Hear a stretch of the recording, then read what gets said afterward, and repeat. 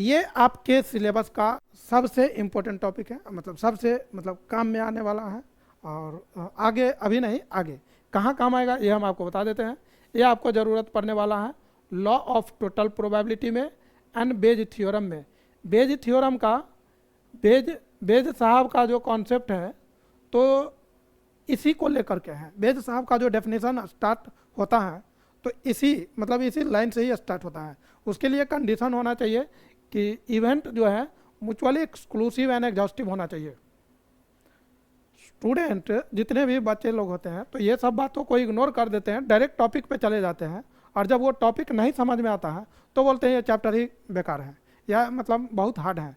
तो ऐसा नहीं है। जब तक आप पूरी तरह से उस कॉन्सेप्ट को समझेंगे नहीं, एक एक लाइन को, एक एक वर्ड को जब तक आप एनालाइज नहीं कर पाएंगे तब तक वो चीज़ें समझ में नहीं आती हैं।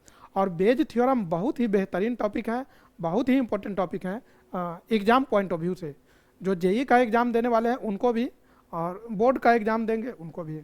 एक और चीज़ हम बताएंगे, एनसीईआरटी के बुक में बेज थ्योरम डायरेक्ट स्टार्ट कर दिया है, लेकिन बेज थ्योरम को समझने के लिए आपको लॉ ऑफ टोटल प्रोबेबिलिटी आना चाहिए। तो ये एलटीपी बहुत काम का है। तो पहले आप ये समझेंगे, फिर जा कर के आप ये समझेंगे। आपसे रिक्वेस्ट है कि आप पहले ये जरूर समझ लीजिएगा, इस पर क्वेश्चन जरूर बना लेना है। इस पर क्वेश्चन एनसीईआरटी में सेपरेटली नहीं दिया हुआ है, तो बाकी के जो रेफरेंस बुक है आप उससे बना सकते हैं। आर.एस. वाल सर का बना सकते हैं, एस चंद पब्लिकेशन, या नहीं तो टुगेदर विथ, या नहीं तो आर.डी. शर्मा सर का बुक काफ़ी अच्छा है, तो वहाँ से आप बना सकते हैं। उसमें एक जगह कलेक्शन दिया रहता है एलटीपी के सारे क्वेश्चन, और उसके बाद बेज थ्योरम। तो ये बहुत ही इम्पोर्टेंट टॉपिक है। Mutually exclusive and exhaustive event होता क्या है, तो है बहुत ही आसान। अभी तो चूंकि आपने समझा है तो आप तुरंत समझ लीजिएगा। म्यूचुअली एक्सक्लूसिव को शॉर्ट में मैंने लिख दिया म्यूचुअली एक्सक्लूसिव एंड एग्जॉस्टिव। ये वाला एक्सक्लूसिव और ये जो है एग्जॉस्टिव, तो शॉर्ट में लिख दिया म्यूचुअली एक्सक्लूसिव एंड एग्जॉस्टिव। भाई ये म्यूचुअली एक्सक्लूसिव एंड एग्जॉस्टिव होता क्या है, तो ये कुछ नहीं है, ऐसे इवेंट, टू और मोर इवेंट विच आर बोथ, जो एक्सक्लूसिव भी हो और एग्जॉस्टिव भी हो, जो म्यूचुअली एक्सक्लूसिव भी हो, which is mutually exclusive and mutually exhaustive, जो दोनों हो भाई साहब, बोथ, दो या दो से ज़्यादा ऐसे इवेंट जो म्यूचुअली एक्सक्लूसिव भी हो और एंड एग्जॉस्टिव भी हो, उसको हम लोग म्यूचुअली एक्सक्लूसिव एंड एग्जॉस्टिव बोलते हैं। चलिए एग्जांपल से समझते हैं। इसका एक बार हम यहाँ पर डेफिनेशन दे देते हैं। टू और मोर इवेंट्स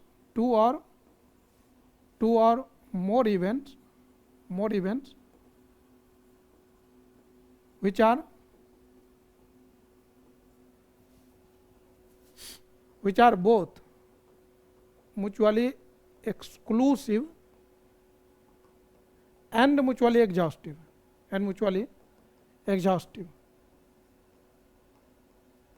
अच्छा, ये जो एक्सक्लूसिव है, एक्सक्लूसिव को आप डिसज्वाइंट भी बोल सकते हैं, डिसज्वाइंट।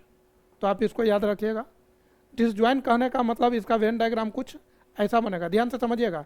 डिसज्वाइंट का मतलब ऐसा होना चाहिए, डिसज्वाइंट मतलब ऐसा। और एग्जॉस्टिव का मतलब क्या, कि आप उसको जोड़ देंगे तो पूरा सैंपल स्पेस बन जाएगा।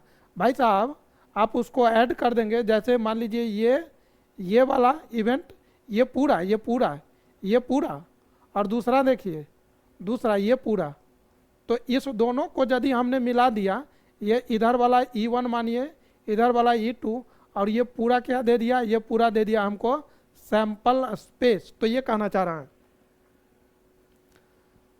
एग्जॉस्टिव ऐसा भी हो सकता है, जैसे ऐसा भी हो सकता है। देखिए एक और एग्जांपल हम आपको बता रहे हैं, केवल एग्जॉस्टिव की बात हो। अभी हम लोगों ने एग्जॉस्टिव यहाँ पर पढ़ा था। एग्जॉस्टिव की बात किया जाए तो आप इसको देखिए, ये एग्जॉस्टिव क्या है, 1 3 5 2 4 6, 1 3 5 2 4 6, तो क्या ये म्यूचुअली एग्जॉस्टिव है? यस। यहाँ पर क्या है, ये दोनों एग्जॉस्टिव है, एक्सक्लूसिव नहीं है। लेकिन यहाँ पर देखिए 1 2 2 3 4, फिर यहाँ पर क्या है 4 5 6। आप इसका वेन डायग्राम यदि आपको बोला जाए बनाने के लिए तो कैसे बनाएंगे, इसका वेन डायग्राम ऐसे बनेगा, एक एक E1 हो गया, इधर आ जाएगा E2, ये पूरा। इसमें गोल सर्कल ऐसे करके आप नहीं बनाएंगे, ऐसे करके या ऐसे करके नहीं बनाएंगे, आप समझ पा रहे हैं? ये पूरा सैंपल स्पेस आना चाहिए।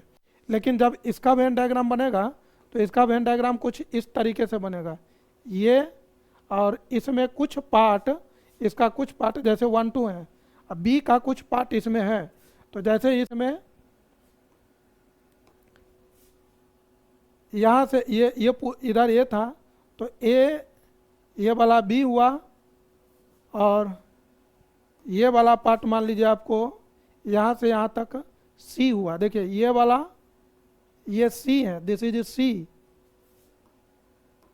ये वाला ये पूरा बी है, ये बी है, और ये वाला ये क्या है, तो ये ए है। मैंने ऐसा फिगर क्यों बनाया, ओवरलैप मैंने क्यों कर दिया, क्योंकि ए और बी में कॉमन आ रहा था। बी और सी मैंने ओवरलैप क्यों किया, क्यों सी को ये ग्रीन कलर को बी में डाल दिया, शौक से जी नहीं, बी और सी में कॉमन आ रहा था तो मैंने ऐसे दिखाया। और ये सब को मिला दीजिएगा तो पूरा सैंपल स्पेस ले लिए। अब कुछ बच्चे, कुछ लोग ऐसे सोच रहे होंगे कि भाई साहब ऐसा भी तो बना सकते हैं, ऐसे ऐसे ऐसे। भाई ऐसे जो बनाएंगे तो देखिए इतना ही आएगा, ये आएगा, ये आएगा, ये आएगा, ये आएगा, ये आएगा, तो क्या सैंपल स्पेस हम लोगों का इतना ही है क्या? ये वाला कहाँ गया, ये सब पोर्शन तो खाली रह गया। इसीलिए एग्जॉस्टिव के केस में जो फिगर बनेगा वो कुछ इस अंदाज से बनेगा। लेकिन ये एक्सक्लूसिव नहीं था, एग्जॉस्टिव था। यहाँ पर क्या है, एक्सक्लूसिव भी है, एग्जॉस्टिव भी है, तो फिगर कुछ कॉमन नहीं आया। देखिए कुछ कॉमन नहीं है, यही कॉन्सेप्ट अभी यूज होगा इसमें, यही यहाँ पर यूज होने वाला है। तो एग्जॉस्टिव मतलब इस तरीके से, मतलब मिला देने पर सैंपल स्पेस, एक्सक्लूसिव कॉमन कुछ नहीं है। तो इसका यदि आप वेन डायग्राम देखेंगे तो देखिए यहाँ पर जैसे एग्जाम्पल के लिए 10 E1 E2 E3 and so on, मान लीजिए En है, are said to be mutually exclusive and exhaustive if क्या होना चाहिए, तो एक्सक्लूसिव होना चाहिए, if it is mutually exclusive. तो भाई म्यूचुअली एक्सक्लूसिव के लिए क्या क्या कंडीशन होना चाहिए, तो इंटरसेक्शन कुछ नहीं आना चाहिए, दोनों म्यूचुअली पेयर वाइज डिसजॉइंट होना चाहिए। ये जो म्यूचुअली एक्सक्लूसिव मतलब पेयर वाइज डिसजॉइंट होना चाहिए, pair wise disjoint. Pair wise disjoint मतलब क्या, आप किसी भी दो का, जैसे E1 इंटरसेक्शन E2 क्या होना चाहिए, 5, E2 इंटरसेक्शन E3 क्या होना चाहिए, 5, E3 इंटरसेक्शन E4 क्या होना चाहिए, 5, एंड सो ऑन। तो इस तरीके से इतना कौन लिखेगा, इसको आप इन जनरल वे में आप लिख सकते हैं ऐसे, that is EI intersection EJ, ये जो होना चाहिए ये 5 होना चाहिए फॉर ऑल I, J। किसी भी दो इवेंट का पेयर वाइज मैंने बोला तो दो दो करके देखना है, 3 का नहीं देखना है, 4 का नहीं देखना है, तो दो दो का आप देखेंगे तो किसी भी दो में कॉमन कुछ नहीं आना चाहिए। तो ये हो गया म्यूचुअली एक्सक्लूसिव। दूसरा क्या है, एग्जॉस्टिव होना चाहिए, म्यूचुअली एग्जॉस्टिव। भाई साहब एग्जॉस्टिव में यूनियन लेना है, और यूनियन सबका लेना है, 2 का नहीं लेना है, 3 का नहीं लेना है, जितना है सबका। यदि 2 ही है तो ऑफकोर्स 2 ही का यूनियन लीजिए, 3 है तो ऑफकोर्स 3 ही का, लेकिन जितना है 3 से ज़्यादा है तो सबका लेना है। तो अभी n तक दिया है, तो इसका मतलब E1 union E2 union E3 union and so on union En, जितना है सबका यूनियन सैंपल स्पेस होना चाहिए। इस बात को यदि हम शॉर्ट फॉर्म में, नोटेशन फॉर्म में लिखना चाहेंगे तो वो हम कैसे लिखेंगे, तो E1 यूनियन, E1 नहीं लिखेंगे, EI लिख देते हैं, EI, यहाँ पर हम क्या लिख दिए, यहाँ पर हम लिख देते हैं, देखिएगा इसको, मतलब इसको हम कैसे लिखेंगे, देखिए यूनियन, किसका यूनियन, तो ई आई, और आई का वैल्यू 1 से लेकर के n तक, और ये कितना होना चाहिए, तो सैंपल स्पेस। तो ये तरीका है लिखने का। तो ये तो मैंने आपको बारी बारी से समझाया कि दो दो करके इसको बुक में आप देखिएगा तो डायरेक्ट ये बात लिखी रहती है, और एग्जॉस्टिव के केस में ये बात लिखी रहती है, मतलब वही हुआ। तो कोई भी बात है तो आप उसको सिंपलेस्ट फॉर्म में, कम्प्लेक्स बातों को आप छोटे छोटी बातों में तोड़ दीजिए, ब्रेक कर दीजिए, तो चीज़ें आसान हो जाती हैं। तो ये मैंने आपको बताया। अभी हम चाहते हैं कि आपको एक एग्जाम्पल बताइए, तो आइए हम यहाँ पर एक एग्जाम्पल आपके साथ शेयर करते हैं। एक बहुत ही आसान सा एग्जाम्पल लेते हैं। जैसे मान लीजिए सैंपल स्पेस दिख रहा होगा आपको, है ना। तो यहाँ पर देखिए सैंपल स्पेस मैंने लिया। सैंपल स्पेस क्या है वो ज़रा समझिए। तो यहाँ पर 1 लिया, 2 लिया, 3 लिया, 4 लिया, 5 लिया, 6 लिया, और मैंने एक इवेंट लिया, देखिए जैसे E1 मैंने लिया 1,2। दूसरा मैंने E2 ले लिया जो कि 3,4 है। E3 मैंने ले लिया 5,6।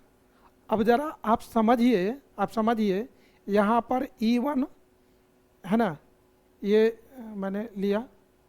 यहाँ पर देखिए कोई भी आप कोई भी दो जितने भी ऑल पॉसिबल पेयर हो सकते हैं, मतलब E1 इंटरसेक्शन E2 निकालिए तो 5 आएगा। आप E2 इंटरसेक्शन E3 निकालिए 5 आएगा। E1 इंटरसेक्शन E3 निकालिए तो बेशक 5 आएगा। तो हम बोल सकते हैं इन बातों से क्या पता चला, तो म्यूचुअली एक्सक्लूसिव। इससे हमको क्या पता चला कि भैया ये आपका म्यूचुअली एक्सक्लूसिव है, ठीक है। दूसरी बात, यदि आप सबका यूनियन लीजिए, E1 union E2 union E3, यदि आप सबका यूनियन लीजिएगा तो ये आपको सैंपल स्पेस देगा।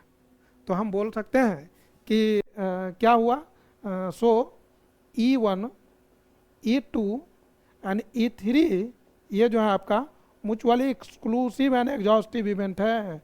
मेरे भाई बेज साहब का जो थ्योरम है, बेज साहब का जो कॉन्सेप्ट है, वो इन्हीं बात को लेकर के है। इसी तरह के इवेंट के लिए उनका डेफिनेशन, मतलब उनका कॉन्सेप्ट है।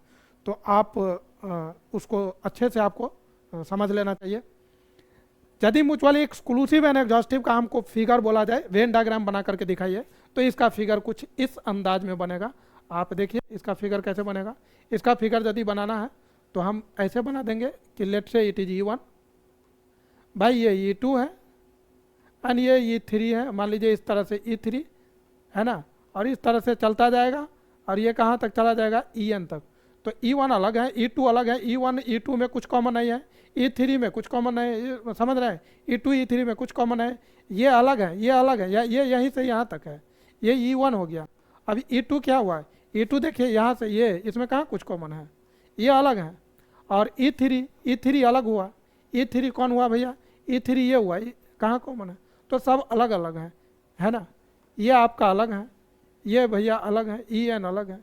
तो ये हुआ आपका Venn diagram of mutually exclusive and exhaustive event, जो आपको आगे काम आएगा।